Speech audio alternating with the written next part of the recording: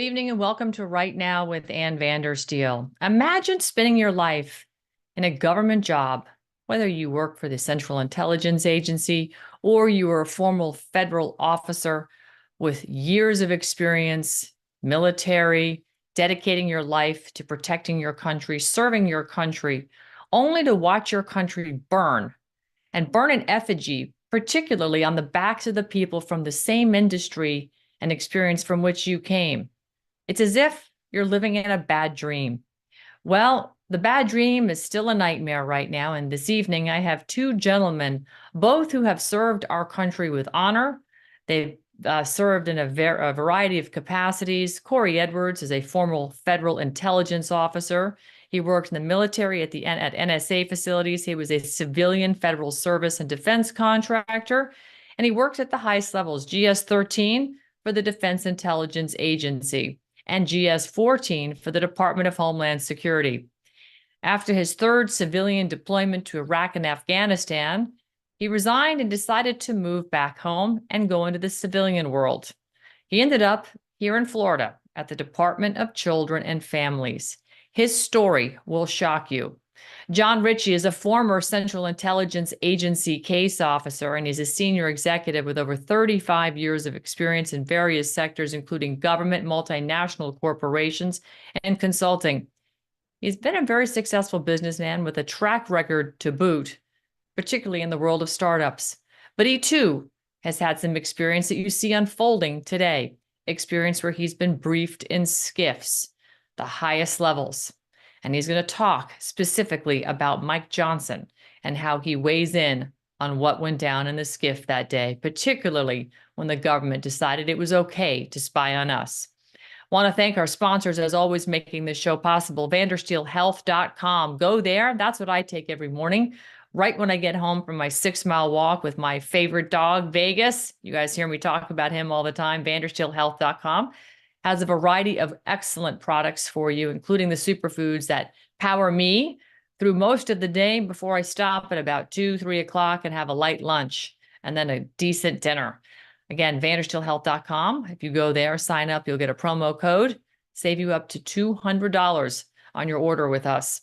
And lightsoutbeef.com. That is the prepper's paradise for delicious pure beef protein. Fillets, ribeyes, beef cubes, sous vide, all delicately prepared and ready to be shipped to you tomorrow. Lightsoutbeef.com and your promo code Ann at checkout will save you money as well. Can't say enough about these folks. Veteran-owned company. Your beef is slaughtered in small herds, and they make sure it gets to you ASAP. It'll be shelf stable for up to 20 years. And of course, everybody is concerned about their wallets. In fact, I keep saying that's probably the only thing that's going to get Americans to wake up. Go to goldsilvervaults.com, goldsilvervaults.com. These guys have an Idaho depository. They'll ship to you directly to your home, or they'll store it for you. But they're wonderful. They're a very consultative approach to actually advising you on the merits of what you should own and how much, based upon your net worth, based upon what you have in terms of disposable income that you can set aside for savings. But right now, gold is hot, hot, hot. And with BRICS nations representing the majority of the country, or excuse me, the world, I should say, and they are going gold back, it's only a matter of time before it becomes very relevant here. All right. We have, like I said, a couple of very interesting interviews with two gentlemen coming up next. Up deck first will be my interview with Kory Edwards and his story about what happened to him when he went to work for the Department of Children and Families is going to rock you to the core.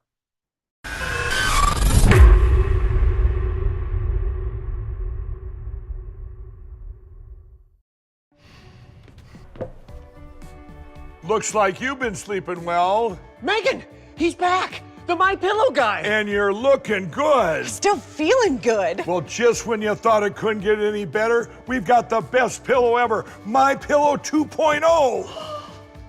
When I invented My Pillow, it had everything you'd ever want in a pillow. Well, now there's new technology that makes it even better. My Pillow 2.0 has my patented fill combined with a cooling fabric with temperature regulating thread. My Pillow 2.0 is truly the next generation of My Pillow. Now's the time to go to mypillow.com or call the number on your screen. Use the promo code to save 50% on your MyPillow 2.0. Not only that, for a limited time, your entire order ships absolutely free. You're sleeping even better. And cooler, too. And you're looking good. Feeling good. I knew you would. MyPillow.com. Hey guys, are you ready to fire BlackRock and Vanguard and get the demons that are spying on you through your television viewing out of your living room? Well, enter Q Streaming. Go to free 7777.myqstreaming.com and you can fire Xfinity, Comcast, you can fire AT&T, you can fire Verizon. You can stop with the ankle-biting charges at Hulu and Apple and Amazon and Fire and all the different streaming services that charge you a la carte, including Netflix. That's right. Q Streaming offers you the life. I'm saying they offer it all under one roof. You can get your mainstream media, Fox News, MSDNC, all the horrific fake news channels. You can get your sports channels, your movie channels, Cinemax, Showtime, HBO, etc. You can even get local network stations in all the major cities around the country, ABC, NBC, CBS, Fox, from city to city.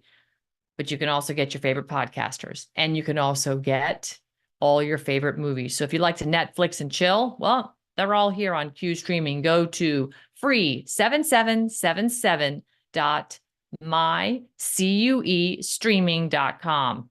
7777mycuestreaming.com. Check this out. This is just to give you a little bit of an idea on some of their live TV channels, and they have them broken down by categories. That's right.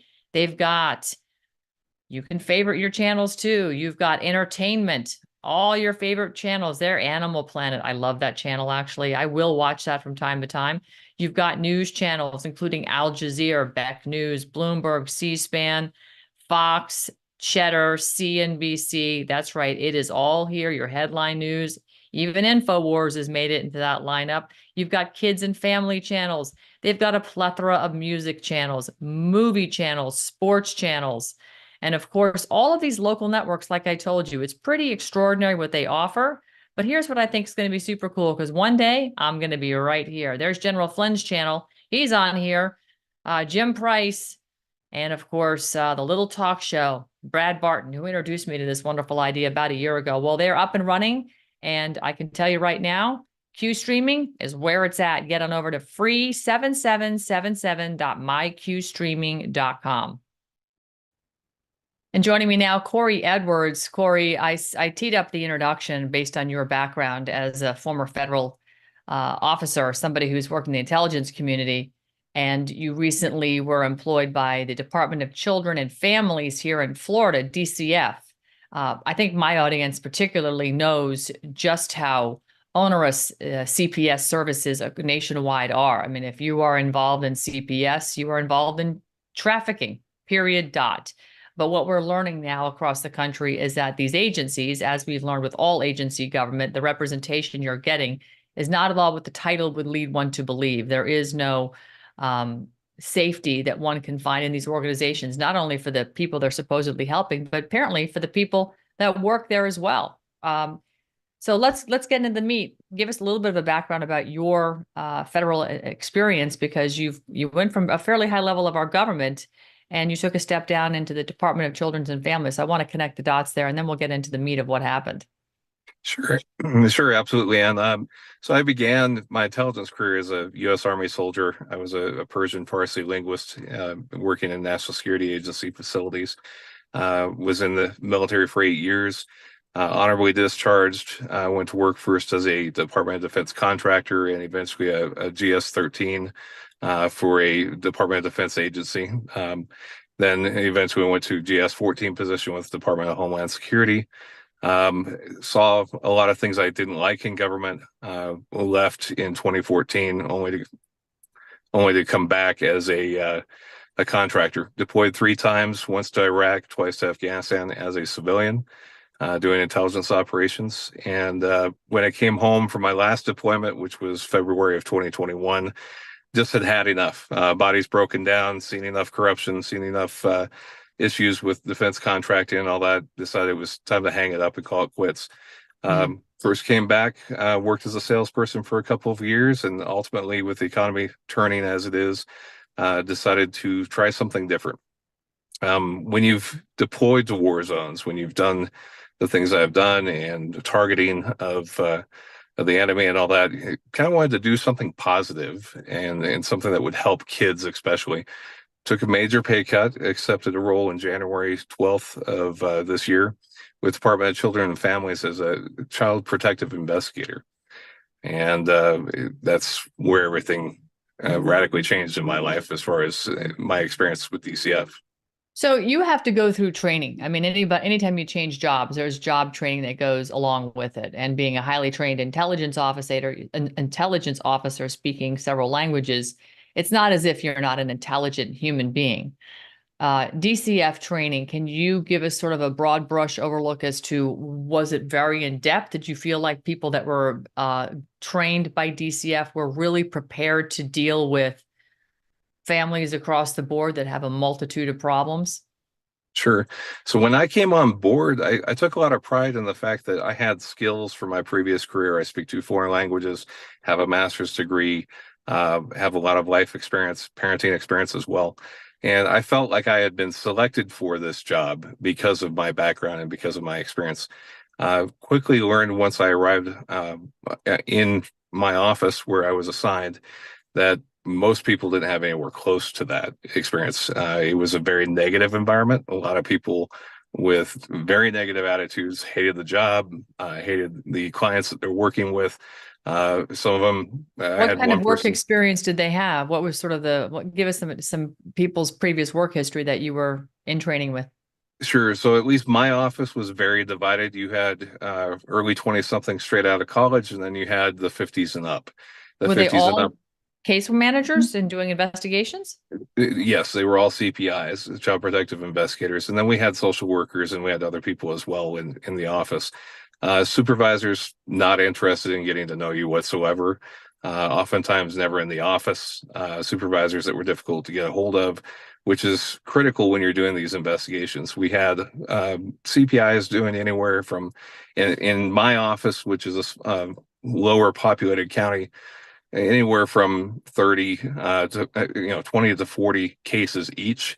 If you go to some of the bigger counties like Fort Myers, Tampa, Orlando, then you're looking at sometimes 50 to 80, and some people even 100 cases that they're managing at one time, which is pretty disturbing to me. And just the negativity, the attitude, the division between the young employees versus the older employees, and the older employees were very much viewed as we don't care about your experience, we don't care about you, kind of a why are you here type mentality. Going into training, it opened my eyes even more because now I had CPIs from multiple new hire CPIs from multiple counties. We had one person that had been either the alleged perpetrator or the spouse of an alleged perpetrator of a prior DCF case who is now doing investigations. We had a teacher who talked about how she was a horrible teacher and got fired from teaching, and now she's doing child protective investigations. We had some people, one person that had just left McDonald's, working at McDonald's, to come work for us. They announced that after our class, they had taken away the requirement for a college degree to be an investigator. They're trying to fill seats. Most people, decent people that come into the child protective services, are not happy with the environment, not happy with the things that they see. And so there's very, very high turnover, which means you're constantly training, constantly have new people. Wow. Goodness, I have to say, for the people who have had their lives interrupted and turned upside down, inside out by Department of Children and Families, if you're telling me that people don't even have a college degree, are coming in as investigators and making a unilateral decision to remove your children, yes, you have to seriously wonder if, in fact, they were ever qualified to make that judgment, number one. And number two, just how rigged is the system?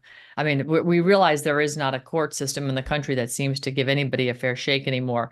So when you layer on agency government that does not represent you, but instead is working against you, you're starting to see grift and crime. But there is an agenda, it would seem, from some of the information I've learned from you prior to you coming on camera. Talk about, some of the training you went through and the Sure. people that were doing the training, were attending the training, as well as perhaps you had an incident at one point where you were trying to quietly ask your instructor about a very delicate situation that he decided needed to be broadcast. Walk us through that. Sure. So on the positive side, they have, since prior cases like Kayla McKean, they have implemented training and Florida board certification. But it's an 8-week course, fast paced, a lot of law, a lot of stuff to be taught. They give you examples of cases and situations and try to teach people to go through and figure out how they would respond to that. The running joke is it's easier to shelter or to take a kid away, but put forth the effort to try to keep the kid with the parent, which is, a positive thing. But to have sheltering be a joke is rather disturbing. What as we're going through the course, everybody's participating, everybody's giving their opinions on scenarios, their background, their experiences, and all that. There were 4 of us in the classroom that were over 40 and white heterosexual people. And pretty much everybody else was either younger or LGBTQ. We were ostracized. We were constantly told they didn't want to hear from us, they didn't care from us. Was there a lot of signs and so forth throughout the office with respect to elevating a status of whether you're No. white or LGBTQ or anything like that? No, it almost feels like a hush hush. We'll hire you at the hiring board, and then we'll weed you out when you go through training.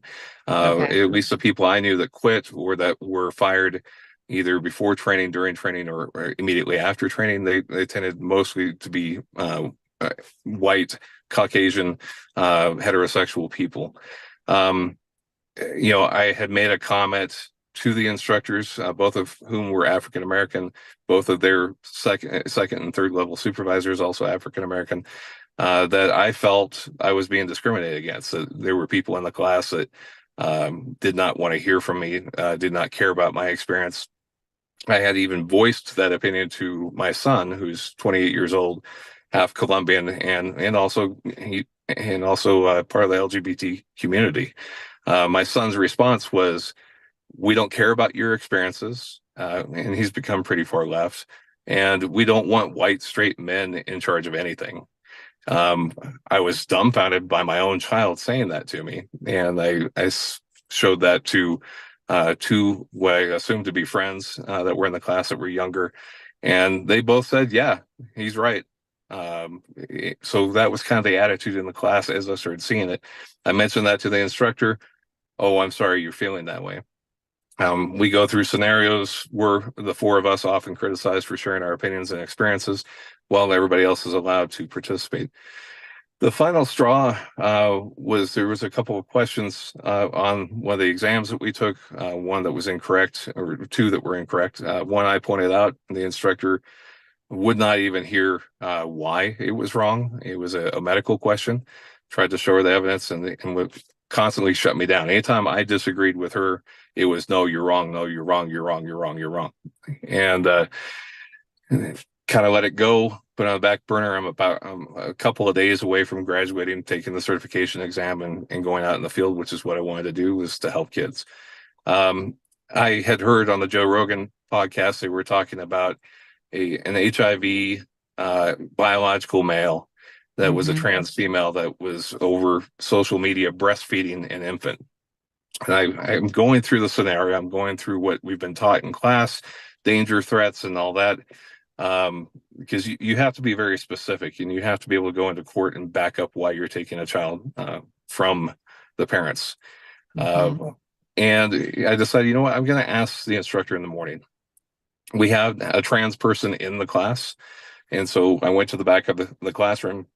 The instructors were alone, and I said, "Hey, this is kind of a sensitive subject, but I really am truly curious as to how DCF would respond to a case like this. If an abuse complaint came in that was a scenario, how would DCF respond?" And the response immediately was, "That's not abuse. That's not abuse." I'm like, "Okay, I would disagree with you on that." Like I said, I'm looking at the danger threats, and I'm like, it could be a sexual thing, it could be a medical risk. but both of those would be difficult to prove. And the 11th danger threat, which they're trying to take away now, was other, which would require a supervisor's permission to use that as a danger threat. That is going away because they claim that no situation has ever fallen into other. So they're trying to take away some of these strange scenarios that are coming up in society. They want to take away that option to classify that as a danger threat. The instructor began arguing with me, told me she had never once in her entire DCF career had ever seen a trans child. I'm like, I'm not even talking about trans children. I'm asking about this particular situation. Shut me down, began raising her voice, leaning forward, very confrontational with me. And I said, you know what? I think I got my answer. DCF wouldn't do anything. I went to sit down. A foreign-born student stood up, started yelling and screaming at me, "You need to shut up. No, somebody needs to tell him to shut up." I was escorted out of the classroom by the other African-American instructor. We had a calm conversation in the hallway.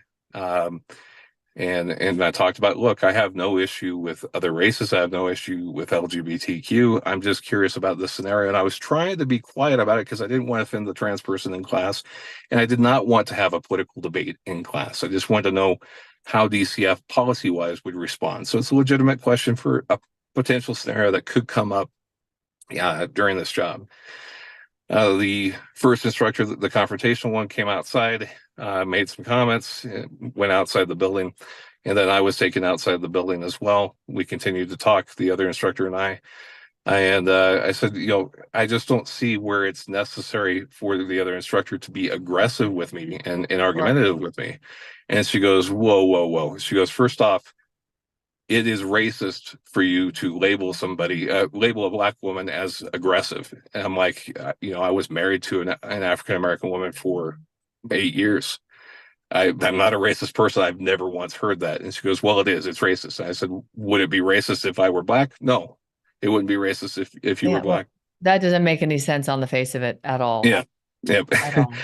And at the end of the day, you didn't say because she's Black, she's being aggressive. You just said your instructor was being aggressive. In fact, I told the second instructor, I said, look, you taught us in this class to describe people's actions as opposed to just placing a label. So when I see a person with confrontational body language, leaning forward, gripping her fists, raising her voice, making the rest of the class know, that to me is summarized by the word aggressive. Yeah. It has nothing to do with race. Those are aggressive actions. And she goes, well, you can't use that word. The other instructor came up behind me, heard me talking about, look, I don't think she likes me is what it comes down to. And she turns and I said, I don't know if it's my personality. I don't know if it's my race or what it is. And the other instructor came up, and before this, I forgot, I was told that they actually prefer younger CPIs because those of us that are over 40 are more set in our ways, and they'd rather have somebody that they can mold. The second instructor, they would rather have younger people that they can mold into what DCF wants as a CPI. Wow. So that was an age discrimination issue that came up. Mm-hmm. The aggressive instructor came up behind me, started spouting off at me again, and all I said was, look, that's not aggression to you. And she blew up, swinging her arms, trying to come at me. You don't get to call a Black woman aggressive. Screaming, trying to come out to physically attack me. The other instructor and another staff member had to grab her, and this was on the loading dock, so it should be on security camera. The other instructor physically restrained the one instructor that you had said it looked like she's being aggressive, and then she just exhibited aggressive behavior. Yes. And had to be physically restrained. Okay. I wasn't even raising my voice. Nothing happened to her. I filed I sent an email to HR that evening at 5 p.m. saying I feel I want to file a complaint. I want to have a meeting with HR over harassment, discrimination, and age discrimination. I got no response. I had CC'd the instructor's second level boss. That instructor, the very next day after filing an IAG complaint the same night, fired me. And no explanation, just that I failed to complete the probationary period and I was gone. The instructor that tried to physically attack me, the student that yelled and screamed at me in class, both still work there, and nothing's changed. But it very much seems to be, if you don't go along with the agenda, the trans Right. agenda, the LGBTQ agenda. And at one point in my office, before I started training, there was a family, I can't go into much detail, but had made a derogatory comment towards the LGBTQ community. And they were laughing about how they took her kids and put them in foster care with a gay couple. So it very much seems, if you don't follow the agenda, you're old, you're outdated, we don't want you, and either we'll make your life impossible so you quit, or we'll fire you. Incredible. What an incredible story. So you were terminated. It's been about just 2 weeks, maybe, or a little less than 2 weeks. I was fired on the 12th of April. Yes. Okay. Yeah. So, right. About 9 days. Shocking. But then this to me is just another example. You mentioned this particular case earlier when you first came on and joined us, Caleb McKean, a case that goes back to the late 90s. Talk to us about this case and more specifically, this is a little girl who was beat to death by her father.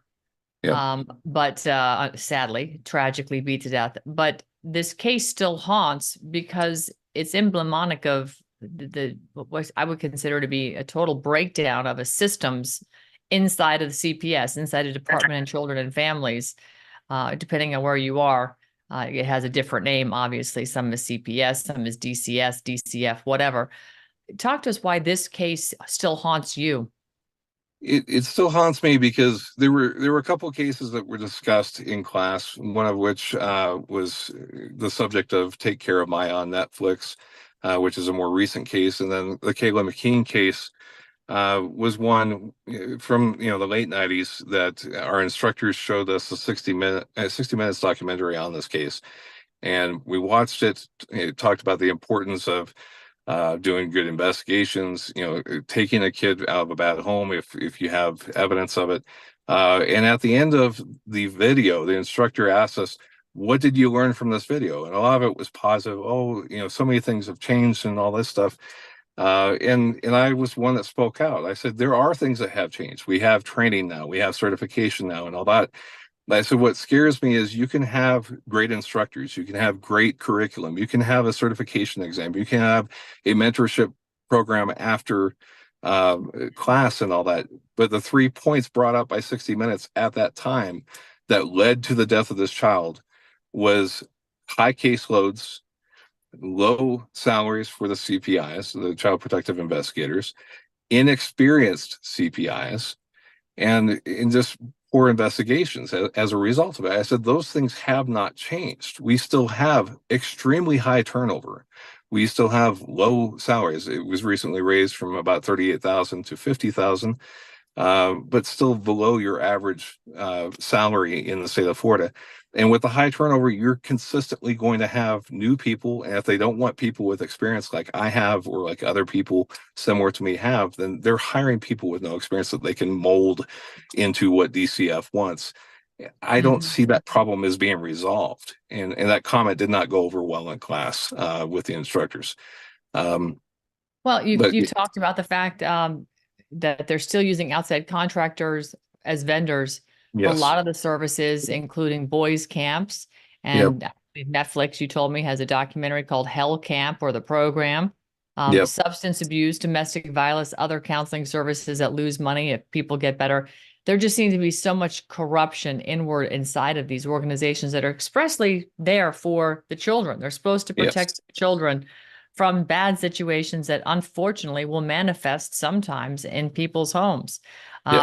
One story you told me about, which I found utterly alarming, was the DCF workers and the investigators laughing about the kids of a woman that was taken away, and they were justified beating her kids because she wasn't raising them to be, quote unquote, fags. This is their language, not mine, not yours. And then as part of that, because the woman wanted no part of that, DCF took the kids away from her and placed them in a foster home with gay parents. Yes, and what's the status of that? That is just horrific. I can't get into details again because of confidentiality, but in the office, it was, well, that's karma. She got what she deserved. And I don't know the case, so I can't talk about what the allegations were, or whether it was validated or not. But the mentality in the office was, that's karma for saying that word. She deserved it. And it just seems that negative mentality, that negative us against them mentality, is very prevalent in DCF. Yeah. But yeah. One of the things that was disturbing to me too is when I came on board in my county, everybody in the office talking about a horrible judge, a judge that they couldn't stand, did not like this judge. And I finally asked, when I got to class, I said, hey, I was wondering, I was asked about, or I was told that this judge is a horrible judge. Um, does she not shelter kids when they need to be sheltered, or what's wrong with this judge? And I said, well, she's not really a bad judge. She's just very pro-parent and would rather keep the kids with their parents if at all possible. That to me sounds like a fantastic judge. I was just sitting here waiting for the punchline. There's nothing wrong with that. Yes, Okay. but that's how that judge is viewed within this county in DCF. Is there a difficult judge, and why is it so difficult for us to shelter kids with this particular judge? My feelings are this judge is doing an amazing job.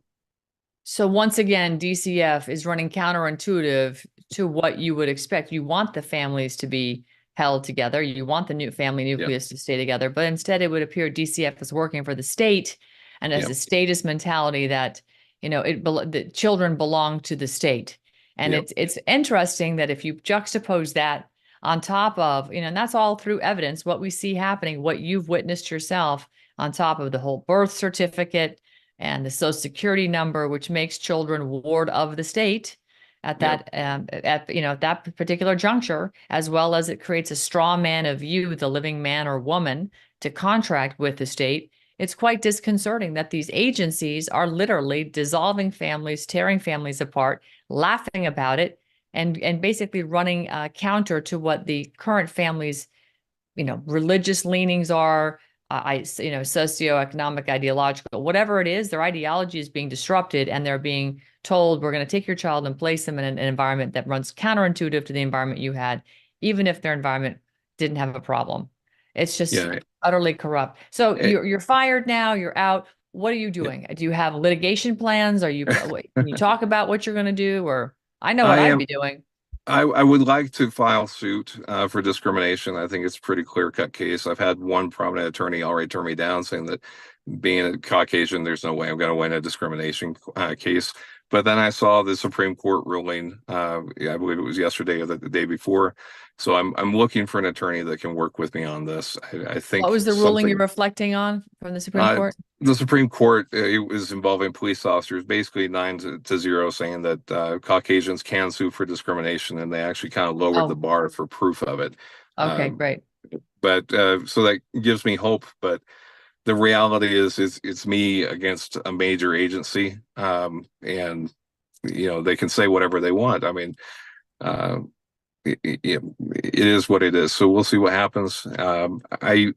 You mentioned the contractors. I forgot to address that issue. The contractors that work either providing substance abuse services or mental health services, boys camps, all that. What's disturbing to me is coming from the federal government, especially during the withdrawal from Afghanistan. I was working as a contractor. I've seen governments and how difficult it is for people in government to change contracts, alter contracts, remove contracts, and how oftentimes they're awarded based on political connections. What concerns me with DCF is I'm seeing the similar type scenario where these companies they lose money if they help people. If they help people get over drug abuse, if they help people with their mental health, if they help them be able to get their children back, they are now losing a customer. And I see where there's benefits to having contractors for services, but there's a lot of areas where that could go wrong too, as far as on behalf of the parents. So sad, so shocking, and unfortunately becoming so normal and business as usual when it comes to our government. They're a for-profit agency. Every agency of government is a for-profit business. They have a Dun & Bradstreet number. So of course they have an allegiance to their bottom line. They are not government of, by, and for the people. They are literally leeches off of the people. It's really disturbing. I I appreciate, you coming by, putting this story out there. Is there a place besides your X profile where people can follow you? Are you trying to raise money for any sort of litigation, or is there, where can people keep up with this story? I don't have anything set up as far as raising money. I'm faced with potential bankruptcy now because of the loss of this job. I was raised very proud, independent person in Wyoming. So if there's somebody that would like to reach out to help me litigate this, I would appreciate the help. I don't know how to go about it. Okay, well, we've got your X profile linked. Is there anywhere else where people can find you? So if they want to reach out specifically to help you facilitate this case, because it does seem pretty open and shut. But again, it's going to take a favorable jurisdiction. The Fifth Circuit seems pretty reasonable down here, but who knows? It all depends on the judge. That's what the luck of the draw is, and you don't get any choice in that. Yeah, absolutely. So my X profile is probably the safest. I have email and phone and all that I can provide if somebody reaches out. But I for security reasons, because of my background, I like to screen who I'm talking to. Okay. Well, make sure that you have the ability for people to send you a direct message on X. I don't see it, so I don't know that you can actually send you a direct message. I could not, for one, send you a message. So make sure you adjust that on your profile, and folks will absolutely reach out. They could also email me at Kory, Kory, at KoryEdwards.com. Okay. I could provide that email address. So, and it's Kory, Kory. Kory, Kory with a K. Got it. Kory Edwards, Kory at KoryEdwards.com. Kory Edwards, thank you so much. Thank you so much for taking the time to do this. This is an important subject. And frankly, Ashley Moody, the Attorney General of Florida, needs to be made aware of this, because if it was up to me, I would shut DCF down completely. It needs a major overhaul. In fact, how we deal with this problem with, families, we need to start with taking the stress off the families, because back in the day, mom or dad stayed home and raised the kids, and that was the harder job. Going to the office 9 to 5 was a piece of cake. And ask me how, because I did both. So I know. Thank you, and I appreciate you helping me getting the message out there. This affects Florida families, and if this is going on in Florida, I can't imagine what is going on in some of the other states. So. And we're supposedly a red state, so I appreciate it. All right, Kory Edwards, thank you so much.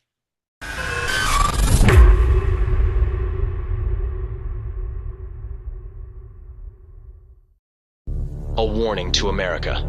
25 ways the U.S. is being destroyed in under 2 minutes. 1. Open borders and illegal immigration. 2. Rampant crime in unsafe cities. 3. Mass addiction and fentanyl. 4. Election insecurity and interference. 5. The educational indoctrination of children. 6. The asymmetrical weaponization of justice. 7. The destruction of private property rights. 8. Inflation and debt. 9. The global depopulation agenda. 10. Record low fertility and plummeting birth rates. 11. Unaccountable federal bureaucracies. 12. Toxic food supply. 13. Vaccine and pandemic disinformation. 14. The trans-contagion and sterilization of children. 15. Overprescription of pharmaceuticals. 16. Destruction of the nuclear family and parental rights. 17. DEI and the new racism. 18. Moral and societal decay. 19. The financing of endless foreign wars. 20. The sprawling surveillance state. 21. The centralization and consolidation of government power. 22. The destruction of trust in institutions. 23. The censorship industrial complex. 24. State media propaganda. 25. The smearing of those who challenge it. Mission log 2050-01. Well, Speaker Johnson never ceases to disappoint. His most recent decision to fund more money outside our country while we have homeless veterans lying and sleeping on the streets while the invasion army sleeps in splendor with 3 hots and a cot. Take a look at this tweet from Charlie Kirk, where he said Speaker Mike Johnson defended shredding the Fourth Amendment and passing FISA warrantless surveillance after a top secret briefing with the NSA, CIA, FBI, DNI, and DOJ. Pause, folks. You know how I feel about these for-profit agencies of government bureaucrats who do not represent us. The tweet continues and says, well, Rep. Thomas Massey was in the same skiff as Speaker Johnson, and he's fed up with the lying. Massey says there was not one example spying on Americans without a warrant was able to prevent terrorism. It's all a scam. Shame on the Republicans who fall for it. Here's just a quick quip from the dialogue back and forth. What happened? What would cause somebody to flip from fighting hard in a committee to all of a sudden having the deciding vote as speaker? Was he an imposter all along? I'm coming to that conclusion. I don't think his family's locked up in the basement somewhere, being tortured. Those claims are ridiculous. I don't even believe that he went in a skiff and learned something that we don't know, because I spent 3.5 hours in the skiff with Mike Johnson. Remember, I'm on the Judiciary Committee, and I got the same briefing he got from CIA, NSA, DOD, FBI, DNI, FISA judge. They were all in that skiff. It was actually a 4-hour meeting. After 3.5 hours, I said, this is enough. This is a waste of time. You haven't given us one example of where spying on Americans without a warrant was able to help you avert terrorism. They gave us hypotheticals, and then they gave us examples of how spying on foreigners overseas without a warrant was helpful. But they never gave us an example. So don't believe his story that he went to the skiff and he learned something. That's not. So essentially what we're hearing is that this is, again, yet another lie being perpetrated on the American people. So I've decided to address this head on, and I can think of none other than not a better person to address this than a former CIA case officer who was a senior executive with over 35 years of experience in various sectors, including government, multinational corporations, and consulting.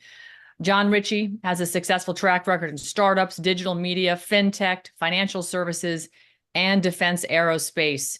So without further ado, I want to bring John in. John, it's great to see you. Thanks for making time on this important subject, because, the spying on Americans continues. And I'm sure I've got a FISA case file myself since I was put on the domestic terrorist list, and I simply can't even get them to answer my FOIAs on me. So thank you for joining me today, and let's break this down. Hey, thanks for having me. I appreciate that. All right, so you just listened to that quip back and forth. Mm-hmm. Speaker Johnson, again, another disappointment. And again, shout out to the Gateway Pundit for putting up the article that shows he has a little bit of dirty laundry he probably doesn't want aired with respect to family issues, namely his adopted son.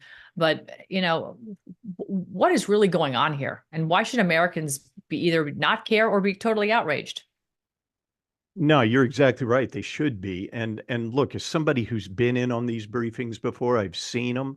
We don't really, you're never going to go in there and get a solid piece of intel that they can ever point to and go, that's why we need this. But I would even go further to say this. The intelligence failures of the past have never had anything to do with having to get a warrant on an American citizen. None. We didn't have it before, and we don't need it now. And they can't give you any reason why you do need that. Why can't you go get a warrant? You have a FISA judge, you can go get the warrant. I'm not even sure you need FISA judges anymore. I'm not even sure that's a thing. But you have the way to go and get an expedited warrant. These people are trying to cut corners because what they want to do is be able to get on a phone call and be able to say, hey, I'm on the phone call with somebody overseas, a non-citizen, what we call it's not an AMCIT, an American citizen. And so while I'm on there, I realize he's talking to Joe Smith from Tennessee. Now they've automatically got coverage to be able to go in there and find out what Joe Smith's doing without giving Joe Smith his rights. Now, as a case officer, when I was in the field, if I came across somebody's name, we would never have that name in a report. We would do what we call mask it. And there would be a very short list of people that would have access to that American's name. That American had rights. And even overseas, they had rights. And we gave it to them. So 9/11 and the Patriot Act, that diabolical act has been the bane of our existence, since 2001, when, the $2.3 trillion went missing out of the Defense Department's budget. Mm-hmm. And, a bunch of buildings fell down and, supposedly a plane, but we all know now to be a missile, hit the Pentagon. Mm. It seems to me that this is a playbook that it gets recycled over and over again, John, where, the government is at war with the people. They fabricate either boogeymen like ISIS. Our CIA starts and foments revolutions all over the world, and now they've brought it home because they perfected it outside of our continental United States. The fact that we even have a 702 and a FISA court is kind of, at this point, ridiculous, because they're going to do it anyway. They have their 6 eyes of intelligence, and they'll just use the other team that works collaboratively with our intelligence community to spy on us. So it's as if we have gone to global governance with the intelligence community, because you can get Mossad to spy on us and give the information to the FBI or the CIA for that matter. So the lines are blurred.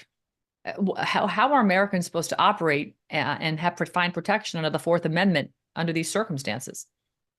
Well, I mean, I agree with what you're saying about the whole Patriot Act. When it first came out, I was in the agency at the time when it did come out there after 9/11. And at the time, I thought maybe there's something to this. Maybe there's something we can do. And I wasn't probably as awake as I am now to seeing what's going on. And a lot of the things that we see now just weren't really that available at the time for us to see.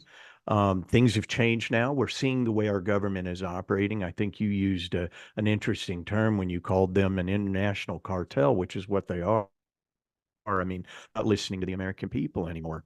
And so you're right. We're at a point where we really don't have the kind of protections that we should have. We don't have a respect for our rights. We've abdicated those for so long. And now we're at a point, where we're going to have to probably take them back, fight for them, and get them back. And that's where we are right now. Now, again, I just want to repeat this. We didn't have a Patriot Act before 9/11. We provided all the protections I know we did in my office and in my operations that we were supposed to provide. And I've never seen one case, just as Thomas Massey said in your video there, and I saw that interview last night, and I agree with him 100%. I've never seen one case, and even if you could come up with one, I would tell you that that's an anomaly. If you could come up with one thing that would lead you to believe that you needed a warrantless search. But I don't understand that still. We have plenty of time, or plenty of judges that can give you a warrant in a timely manner. You're going to get it anyway. And it's kind of like what you said. If they can't do it, they'll go find somebody who can do it. The agency's been doing that for years. The FBI's been doing that for years. So yeah, I agree with you. And again, I'm with Thomas Massey. I haven't seen anything, and I've been in those skiffs. I've been in those interviews. I've been in those operations. Never seen one where you needed a warrant, where you didn't need a warrant. So you actually have your own podcast. It's called Output with John Ritchie, and you actually bring your audience through the spycraft and all the cool stuff. But you also give your listeners actionable intelligence on products that they can use themselves. Because again, if you look at our Bill of Rights, right, the Fourth Amendment, we should be secure in our persons, papers, and things. And under the Seventh Amendment, we're guaranteed a common law jury, and of course, we get a jury with our peers. But this whole document and our Bill of Rights seems to be out the window these days, particularly when it comes to people up in the District of Corruption.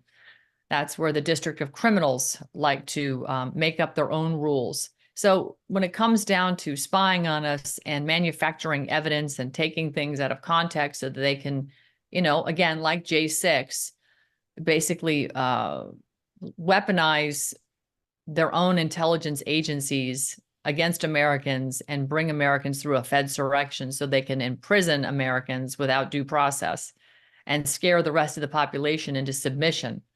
If we want to defend ourselves from this encroachment, from drones that can listen to us, cars parked across the street, my God, Snowden showed us all the ways they can watch us through our TV. What are some of the tools we can use to protect our digital sovereignty from these tyrannical prying eyes? That's a good question. There's a lot of there are some really good open source platforms out there where you can communicate on those, and you're protected fairly well. When you look at when somebody says, I have a blockchain or I have a piece of secure encryption or whatever, what you usually want to do is go in and read about its origin, where it's platformed out of, what country, in other words, what country's governing it. And even most importantly is to go in, like if you're using a VPN or something like that, be able to go in and get their track record. Because if you can see where they've stood their ground and they haven't been willing to provide user data, or have just made it clear they don't keep it, and they're willing to leave whatever jurisdiction they're being challenged in because they're not going to be able to provide it, then you start getting a good idea of, okay, I've got something here that may be a little better protecting. Yeah, but security is like anything else. It's layers. You're doing different things, whether it's using a VPN, using encrypted communications, using even building all the way up to having a satellite phone, having something that you can go straight up and not have to go through local. Just a constant understanding that every single piece that you put together is one more piece of security that befuddles them, that allows you to go dark when you need to, when you want to be able to communicate with people in privacy and not have, El Todd calls them the blob in DC, tracking you and constantly listening to you. Look, they just scoop up everything. They're not actually listening to you real time. They scoop up everything and then they go in and search when they need to. If you pop up on their radar, then they just go in and do searches and they can go back and pull stuff. Well, WhatsApp is owned by Facebook Meta. and they've collapsed many times to this government. We know Signal collapsed because Tucker Carlson just came out and talked about how they came and intercepted his discussions on going to Russia. So we know that Signal's, it's compromised. Well, we But learned that with the Lovebirds, Lisa Page and Peter Strzok, absolutely, right? We saw their text messages. yeah, yeah, I want to refocus you a little bit on the Middle East crisis. I just uh-huh. got off doing a podcast with Dr. Joseph Sansone, and he was asking my opinion on stuff. And I'm going to ask you yours. The news that came out over the weekend was that, Israel had hit the radar in Iran, had hit around their nuclear facility and done all this damage. Turns out it was a bunch of lies coming out of Washington Post, New York Times, et cetera. I know, shocking.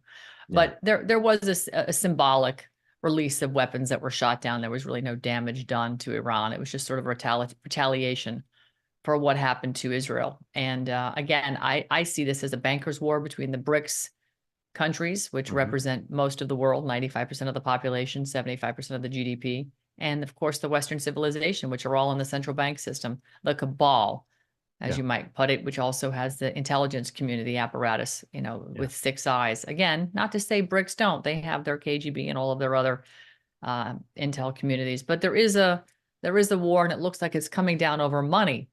And this is my opinion, but how do you see it? And what do you see happening, unfolding up into November 5th of this year? Yeah, I think number one, I think what we saw over the weekend with that thing and that retaliation in Israel was all kind of nonsensical. It was contrived. It was set up. Nobody got hurt. Nobody, a real attack is what happened on October 7th when you go in like Vikings and you start taking people out. That's an attack. What they did there was all nonsense. And now we know that we had our fighter jets up there. Jordan had theirs. Iraq was fueling us. This was all planned. We all knew it was coming. Even our friend in the White House was signaling it the week prior. So it's all been kind of, I think that was just performance right there for us to watch and go, wow, Iran, they're attacking. And now we find out that diplomats in Turkey, and the Jerusalem Post put this out, the diplomats in Turkey were talking to the White House, and the White House was and these diplomats in Turkey were passing messages to Tehran, letting them know, hey, make sure you stay within these boundaries. Don't do anything you shouldn't do. So, this was a controlled performance, I think. Nuclear war, is that on the table or is it off the table? I don't know. I don't think Iran is ever going to try to go head to head with Israel. I don't believe that's ever going to. I think the proxies that they use, Hezbollah, Hamas, that's going to be their MO for some time. I think if they ever did anything, anything really escalated in the way of war, they're just going to give Israel an excuse to come in and wipe them out. What about, the Israeli desire to gain control of of basically Rafah and wipe out Hamas. Are they getting the green light to do that? And if so, what is the reason behind it? I think that's going to happen, and I think it's going to happen for two reasons. Number one, they want to get Hamas out of there, and they'll say it's for their own security, and especially after October 7th and all these attacks and missiles, and I get it, but they want to clear that piece of property off is what they want to do. They need that land. That land is valuable. It not only has resources under it, but they've been talking about trying to get a canal through there that's going to give them a protected control into the Gulf. And I see that as, I mean, and now you're talking about the cabal. You're talking about the U.S. being involved in this. You're talking about Europe being involved. Everybody's going to be involved in this, and they want to clear off a lot of the resistance they have on that piece of land. So I see that as being the ultimate goal here. Could there be a war out there? Absolutely. There could be, we have 3 of them on the globe right now. They could flare up at any point. Between now and November, I think you're going to have something. I mean, that's the easiest one to do right there. I mean, the U.S. can go out and get that stirred up really quickly. Behind that, the Ukraine, and now we're going to pump another 61 billion out there. And, that's never going to stop. They'll need another 61 billion in the next 6 months, and they're going to come back to the trough for that as well. So that never stops. We don't know how that's going to be spent. And then whatever China does, my concern about China, and we'll see as we get closer, I think if China feels that or believes that Trump's going to win this election, and we'll know because they're going to go in and they'll make some kind of a move on Taiwan. I think the U.S. and this administration is simply waiting. They need these chip factories here in the U.S. to open up. The one in Tucson, the one up in Maricopa, there's some in South Texas as well with Elon Musk. I think they're waiting for those to get online and get started, and then you can go in and do what you want with Taiwan. I think this administration feels like that. I don't necessarily believe that's the thought process of the American people, though. Do you think that the reason Mike Johnson, coming back to the original topic here, is just kind of circling through all this, the reason Mike Johnson might have gone along and President Trump stood with him on all of this, including the $60 billion to Ukraine, is because perhaps they plan on using FISA against the people who have been committing crimes against humanity for decades now and laundromating federal tax dollars, American money, through Ukraine and other countries and lining their own pockets. Could it be that they are able to now access information based on all the evidence of crime? They can now go and get a warrant and go, well, I want Joe Biden's comms and Barack Obama's comms and Hillary Clinton and Samantha Powers and, go down the list. Jake Sullivan. No, I've heard that, and it could very well be. I mean, they would like to be able to, I mean, I know Trump has said that, there's going to have to be some justice here, and we're going to have to realize it sooner or later. The American people are going to have to realize it. And I think he's going to be the instrument, the implement to get that done. But the question is, and now I've heard people come out and say, Trump even tweeted, "You don't speak for me, Mike Johnson. I speak for myself." And he's indicating that somehow something that Mike Johnson has said was not accurate in Trump's discussions with him. And I haven't seen Mike Johnson push back, so that could very well be the case. But I mean, I think he wins either way. I mean, if he can certainly defend his position on this, say that wasn't what I said to Mike Johnson. I think it was probably not the best optics in the world to have Mike Johnson show up down there. I think somebody on his campaign probably ought to be talked to about that. Do we have an election in November? I mean, I've heard a couple of people. I heard a general I know you and I both know that's come out and said he doesn't believe there's going to be one. I'm seeing what's happening in the streets right now up in Columbia and in New York and in these universities.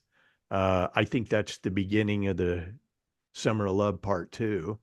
I think this time it's not going to be BLM and Antifa. It'll be those actors, those people carrying it out, the same people, but it's going to be under a different flag. It'll be under the, Hamas and Palestinian flag. That's what they're going to attack this at.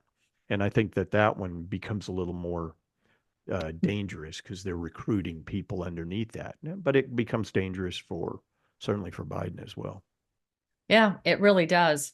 Well, John, I appreciate you taking the time to sit down and talk with me on this, because a lot of people are scratching their heads. They don't understand why President Trump would get behind somebody who is supporting, re-upping FISA and giving the federal government of criminals access to our private communications.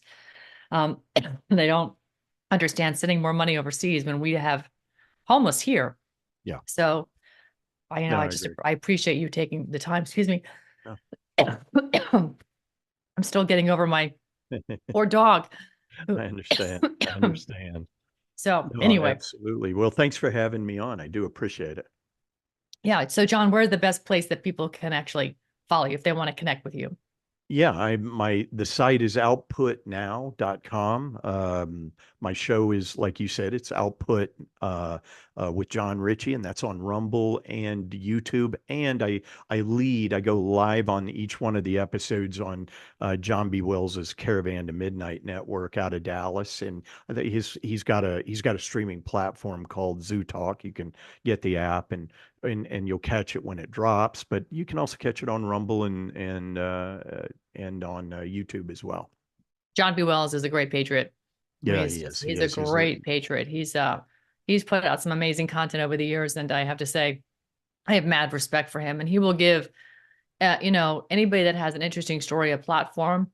And what I like about it is he'll push back sometimes when he needs to, which is great. You want that. You don't want just a yes man behind the microphone. So I appreciate his style tremendously. He's a great thinker, a great conservative thinker, really. He really is. He's a stalwart out there, and he's been doing this a long time. Yeah. So John B., shout out to John B. Wells. Well, John Ritchie, thank you so much. I appreciate your insight, and God bless you, and thanks for your service, and thanks for being honest about how things really operate in DC. Because again, people are just people are trying to make sense of this chaos, and it's sometimes President Trump looks like he's on the wrong side of a horse trade, but I have to believe there's something else there. We were at risk of losing our majority in the House. Yeah. So perhaps there was a trade there as well to support some of these things to get it done. And perhaps when he's president, he can figure out how to get some of this undone, or perhaps leverage the systems like surveillance against the people who really should be arrested. And that would be just about everybody sitting up in Capitol Hill, including previous presidents. So thanks so much, John. Appreciate you. Hey, thank you. Thanks, Ann. All right, everybody. As always, thank you so much for tuning in to yet another edition of Right Now with me, Ann Vandersteel. I'm going to keep playing a couple of these clips, particularly when it comes to the IRS, because I'm asking the question all the time, why are we paying income tax? Well, according to these experts, there is no law that says you should pay income tax.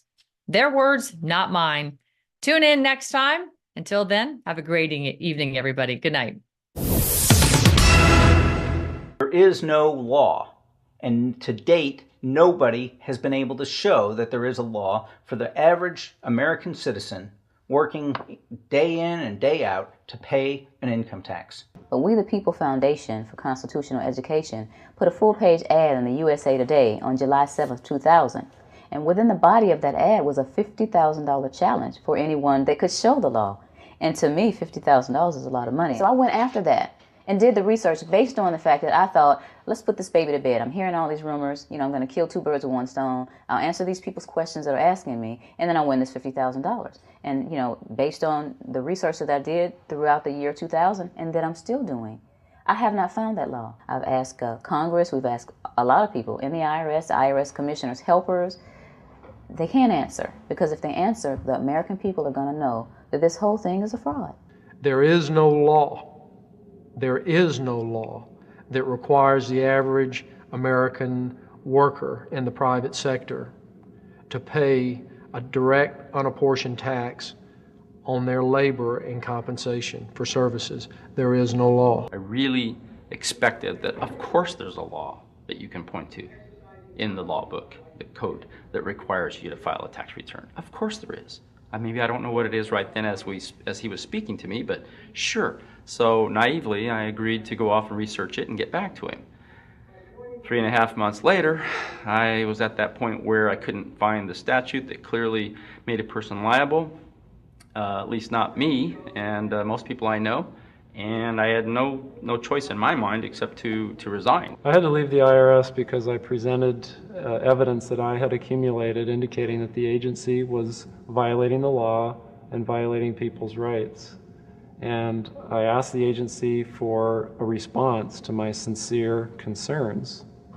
And the answer I got was that they would not respond to my concerns and that they would provide me with the paperwork necessary to tender my resignation. You can look through the statutes and look for the law that requires you to pay. And when you do that, you can't identify a law that requires the average person in America who earns a wage and works in private business to pay an income tax. American citizens, along with the foundation, have been asking the IRS to specifically provide them with the underlying legal foundation upon which they administer and enforce the personal income tax laws in our country. At the national level, when people would attempt to contact somebody of a much higher authority, say the commissioner, same kind of thing.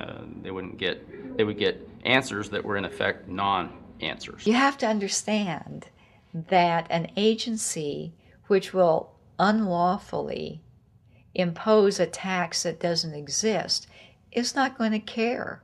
If we, the people, don't know what our rights are, they're not going to tell us. If Americans just learned that the IRS was actually knowingly deceiving them, that would be enough for them to rise up and put a stop to it. 100% of what is collected is absorbed solely by interest on the federal debt. All individual income tax revenues are gone before 1 nickel is spent on the services taxpayers expect from government. People have been told, that you need this income tax system to fund government, which is absolutely ridiculous. I mean, my question is, well, if that's true, how did we fund government from 1776 to 1913? The main purpose of the income tax is not to raise revenue, but to redistribute wealth and to control society. A lot of people might say, well, gee, if there wasn't an income tax, what would happen to education? They don't understand that education is paid for the most part, out of state and local taxes, your property tax. People might say, well, how are we going to build and maintain our highways? If there's no money coming into the government, we need our highways. There is a tax on every gallon of gasoline that people buy.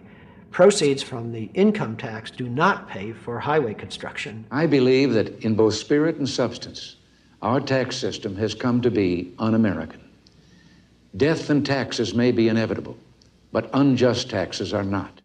This small booklet includes the Constitution of the United States, the Bill of Rights, the Declaration of Independence.